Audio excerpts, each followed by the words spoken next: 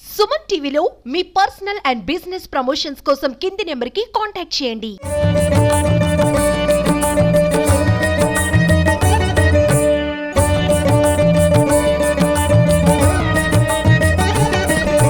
నదుల సంగమం సంగమేశ్వరం కృష్ణ, వేణి, తుంగ, భద్ర, మలాపహారిణి, భీమరతి, భవనాశిని అను 7 నదుల సంగమం సప్తనది సంగమం. పూర్వము పంచపాండవులు తమ అరణ్యవాసంలో ఈ ప్రాంతానికి వచ్చినప్పుడు వారితో పాటు ఉన్న కృష్ణ పరమాత్ముడు ఇక్కడ శివలింగాలను ప్రతిష్ఠించమని చెప్పడంతో ధర్మరాజుల వారు తన సోదరుడైన భీముణ్ణి కాశీకి వెళ్లి 5 శివలింగాలను తీసుకురమ్మని చెప్తారు.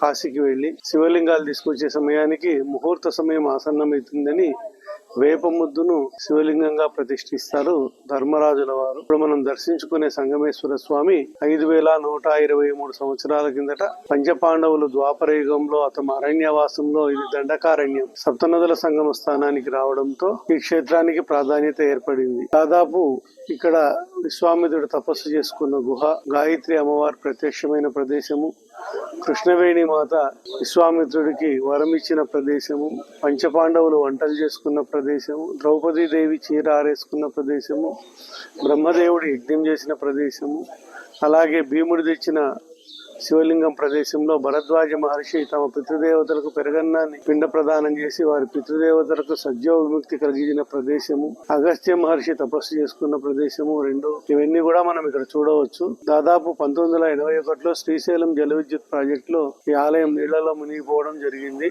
అప్పటి నుంచి 2003 సంవత్సరం వరకు ఆలయం నీళ్లలో ఉండి 2003 సంవత్సరం మహాశివరాత్రికి ఆలయం బయటపడడం, ప్రతి సంవత్సరం 8 నెలలు నీళ్లలో ఉండి 4 నెలలు మాత్రమే బయటపడుతూ వస్తుంది ఈ ఆలయం. అమర్నాథ్, బద్రీనాథ్, కేదార్నాథ్ లో స్వామి ప్రకృతిలో లీనమై ఇలా ఏ విధంగా దర్శనమిస్తారో ఉత్తరాయణంలో మాత్రమే స్వామి దర్శనం ఇవ్వడం జరుగుతుంది. ఈయనకు ముక్తీశ్వరుడు అని పేరు.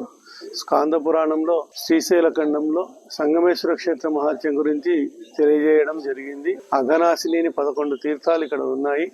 ఏది ఏమైనప్పటికీ సంగమేశ్వరాన్ని ఒక్కసారి దర్శించినా కూడా ముక్తి కలుగుతుంది. కాబట్టి ప్రతి ఒక్కరూ సంగమేశ్వర క్షేత్రానికి విచ్చేసి స్వామిని దర్శించి తరించండి. తెలకపల్లి రఘురామ శర్మ, సప్తనది సంగమేశ్వర ఆలయ ప్రధాన పురోహితులు, ఆలయ ప్రధాన అర్చకులు, సంగమేశ్వర క్షేత్రం, నంద్యాల జిల్లా.